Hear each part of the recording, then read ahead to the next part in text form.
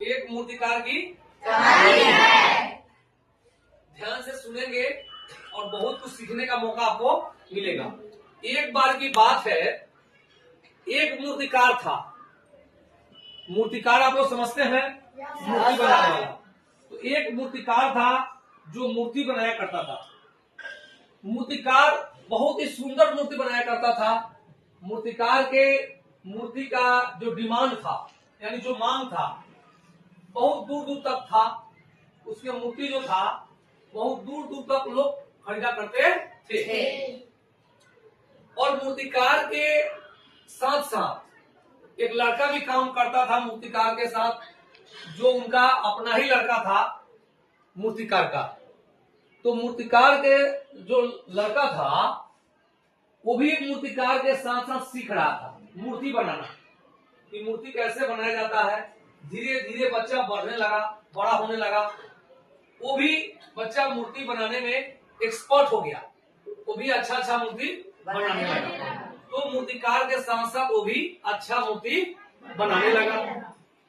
अब एक समय ऐसा आया कि मूर्तिकार से भी अच्छा मूर्ति जो था, मूर्तिकार का लड़का जो था बनाने लगा। अब मूर्तिकार के लड़का जो अच्छा मूर्ति बना रहा था, उस मूर्ति का डिमांड देश विदेशों में होने लगा। अरे बहुत सारे क्षेत्रों में उसके मूर्ति का डिमांड होने लगा, मूर्तिकार का बेटा का। और मूर्तिकार का जो लड़का था, उनका जो बेटा था, उसका डिमांड चारों तरफ मूर्ति का तेजी से बढ़ते जा रहा था। ये बात देख करके उनको लड़कों की खुशी हुई, मूर्तिकार को भी खुशी हुआ। लेकिन कुछ समय के बाद मूर्तिकार को, लड़का को लगने लगा कि पिताजी जो है हमको हमेशा बोलते रहते हैं मूर्ति को ऐसे बनाओ वैसे बनाओ। इनको लगता है कि दुनिया के सबसे बड़ा मूर्तिकार यही है। अब बच्चे को भी इस बात का घमंड होने लगा कि मैं बेहतरीन मूर्ति बनाता हूँ। फिर भी मूर्तिकार जो था अपने बेटे को आए दिन बताया करता था कि मूर्ति में नए नए तरीके का इजाद करो, नए नए तरीके से मूर्ति बनाओ, नया नया इसमें परिवर्तन लाओ कि देखने में आकर्षक लगते रहे। इसके लिए मूर्तिकार जो थे हमेशा अपने बच्चे को ये सुझाव दे रहे थे कि मूर्ति कैसे बेहतरीन बनेगा। एक दिन उनका लड़का झला गया, कहता है कि आपको लगता है कि आप दुनिया के सबसे बेस्ट मूर्तिकार है, आपको लगता है कि दुनिया का सबसे अच्छा मूर्ति आप ही बनाते हैं। अब मूर्तिकार को लगा कि अब बच्चा को घमंड आ गया है। इस बात को सुन करके मूर्तिकार अब चुप हो गए। अब उनको बताना छोड़ दिया कि बेहतर से बेहतर मूर्ति कैसे बनाए। फिर भी मूर्तिकार का लड़का अच्छा मूर्ति बनाना था, उस मूर्ति का डिमांड चारों तरफ हो रहा था। लेकिन धीरे धीरे एक ही तरह की मूर्ति देखते देखते लोगों के मन में जो लगा कि एक जैसा ही मूर्ति बनना, कोई नयापन इसमें नहीं हो रहा। तो आगे क्या हुआ कि मूर्तिकार का जो लड़का था उसके मूर्ति का भी डिमांड धीरे धीरे कमने लगा। अब मार्केट में जो है उनके मूर्ति का डिमांड पहले जैसा नहीं रहा। अब धीरे धीरे उनके मूर्ति का डिमांड कम हो गया। अब मूर्तिकार को, बच्चा को लगने लगा कि पिताजी ठीक कहते थे कि आए दिन नया बनाना होगा, और इसके लिए पिताजी हमको बताया करते थे कि तुम अपने मूर्ति में नयापन लाओ, इसको ऐसे बनाओ वैसे करो, इसमें कुछ अच्छा बनाने का प्रयास करो, थोड़ा सा बदलाव करते रहो, जिसके कारण मूर्ति अच्छा बनता था। अब पहले जैसा मूर्ति नहीं बन रहा है। अब मूर्तिकार का डिमांड मूर्ति का कम हो गया था लड़के का।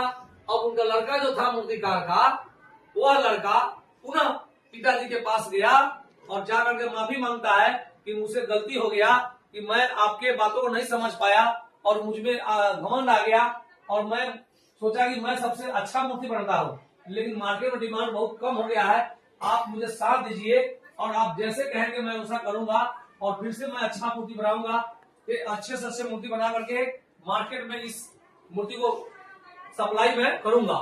और फिर पुनः मूर्तिकार के जो लड़का था और मूर्तिकार दोनों मिलकर के अच्छे से अच्छे मूर्ति बनाने लगे, जिस मूर्ति का डिमांड मार्केट में तेजी से फिर से होने लगा। ये कहानी आपको हम इसलिए सुना रहे थे, ये कहानी, क्योंकि इस कहानी सुनाने का मुख्य उद्देश्य था कि जिस तरह मूर्तिकार अपने बच्चे को सिखा रहा था कि किस तरह बेहतरीन मूर्ति बनाना है, तो विद्यालय में भी शिक्षक बच्चे को अच्छा बनाने के लिए, उसके जीवन में नई ऊंचाई को छूने के लिए तरह तरह की बातें सिखाते रहते हैं। हो सकता है कि सिखाने के दौरान आपको कुछ बातें बोली जाए, तो आपको इसको बुरा नहीं मानना है, आपको इस स्थिति में लेना है। यह जो बातें हैं यह हमारे जीवन को आगे ले जाने वाली है, और इस बात को समझ करके उनकी बातों को सुनना है। और जो कमियां है उस कमियां पर शिक्षक के द्वारा फोकस किया जाता है और आपको दूर करने का प्रयास किया जाता है। तो आप मूर्तिकार के बच्चे की तरह ये सोच लीजिए कि आप में जो कमी है आप उसको दूर करेंगे, आप झलाएंगे नहीं, आप घुसाएंगे नहीं, आप उस बात को अच्छा से लेंगे और लेकर के आप अपने जीवन को बदलने का प्रयास करेंगे और जीवन में आगे बढ़ने का प्रयास करेंगे। Thank you so much.